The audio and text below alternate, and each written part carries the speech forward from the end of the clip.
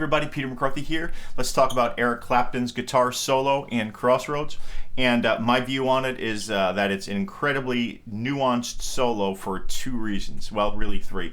He's playing some really cool notes, particularly the major third, and we're going to talk about that. And how to plug that in against your minor pentatonic scale, like he's doing.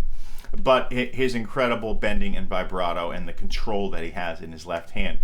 So not to sound preachy, but if you pay attention to those points, and you can use those, of course, to craft your own style in your own music, and might make you aware of it when you're learning a solo maybe from somebody else.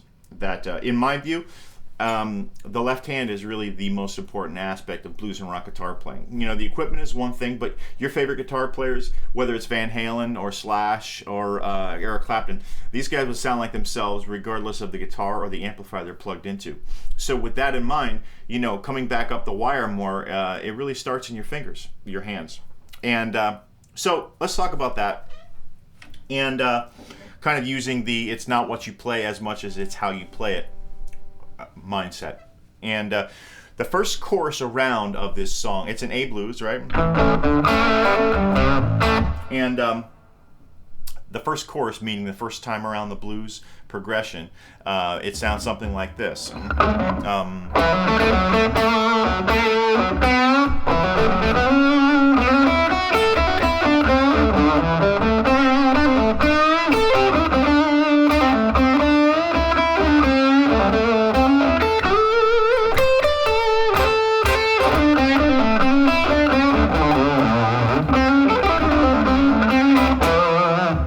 Something like that, and but really, let's kind of zero in on some of the cooler points.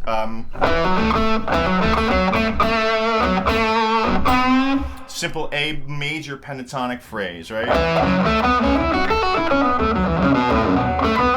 That's the box that he's playing there, but with really great vibrato and really great bending and control. And then he plays, the answer phrase is this,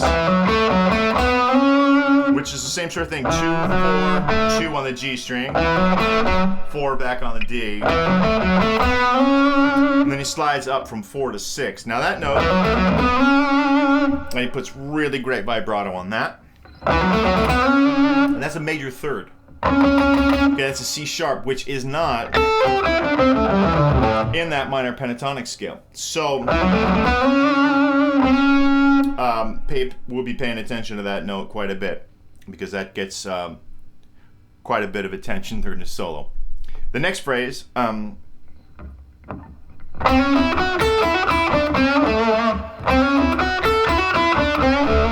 is again the minor third here. This 5th fret hammers onto the 6th fret, and then you play 5, 7 on the B, 7 on top, and then you come back down,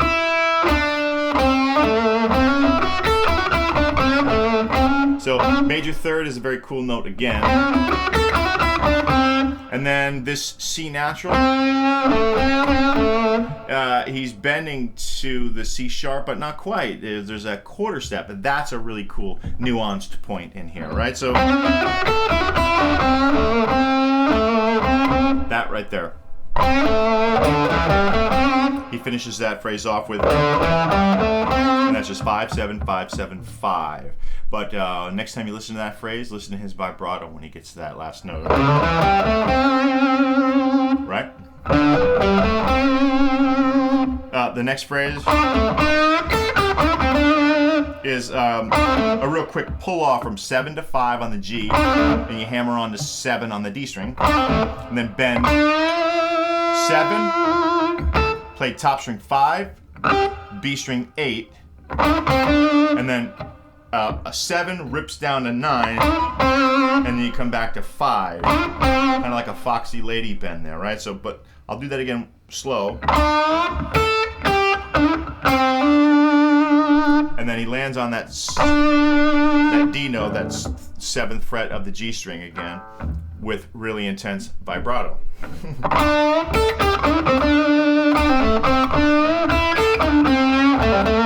So that's the next phrase, which is a little bit like that one.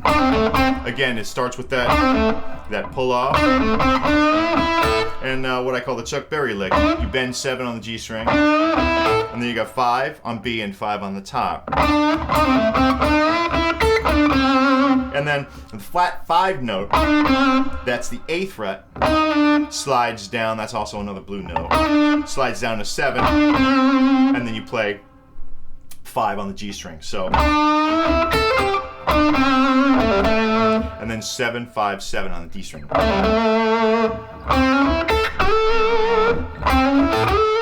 Okay, here's the major third again. So you have 5, 6 on the G string, 5, 5 on B, and then the high E. And then 8 slides to 10.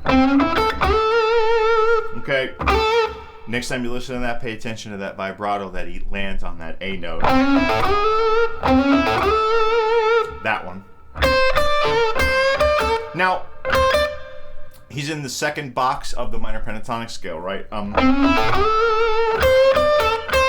And then if you listen real close, the same sort of nuanced thing that's going on between the C and the C sharp, but not quite. It's kind of falling right somewhere in between. Not quite a half step bend, but it's more of a quarter step bend. Real sweet nuanced effect there again. Right here.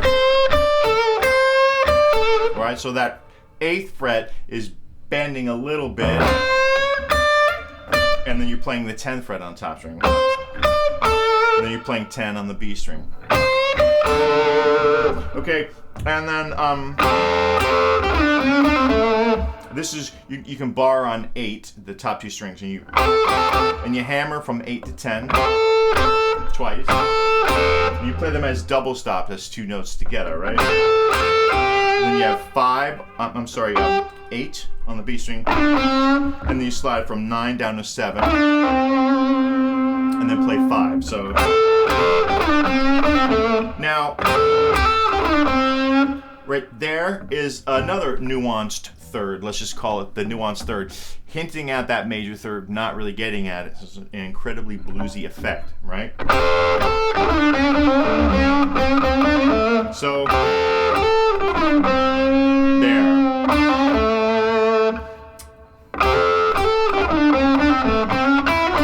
And he finishes this phrase. 5 hammers to the major third, 5 to 6, 5 on the B string, 7 on the G, and here's that major third again.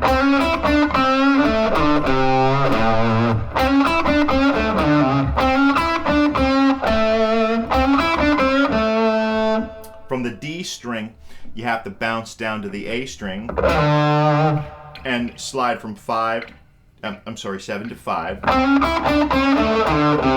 And here's that nuanced third again, that 3rd fret on the A string. And he resolves to the low string, 5th fret, the A note. So listen to that phrase one more time slow.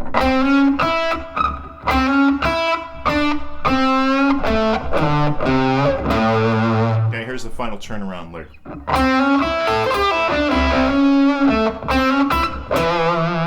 Really pinging back and forth on the major third again.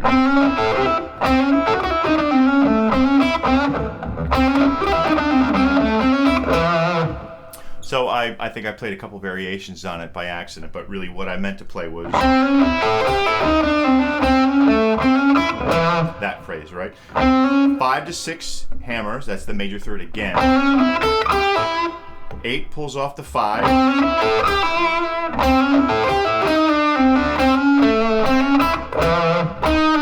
8 comes down to 7. That's that flat 5 blue note to 7. 5 to 6. The major third again. Resolves to the A note, the 7th fret of the D string, and then 5 to 6, which is the major third.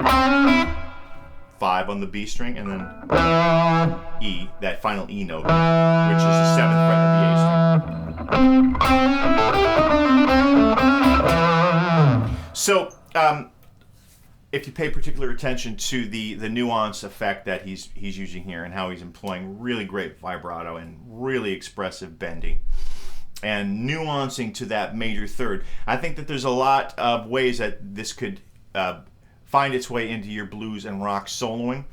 And next time you're paying attention and you're listening to, say, Angus Young or Gary Moore or Jeff Beck, have a listen to, really pay attention to what's going on in their left hand and how expressive these guys are using the notes that they're playing. So hopefully you got something out of that. Please, if you enjoyed this, click the like button, and there's downloads for you so you can see the riffs below. Subscribe, and you'll get some more information on lessons coming your way. Thank you very much again, guys. Peter McCarthy signing off. See you soon.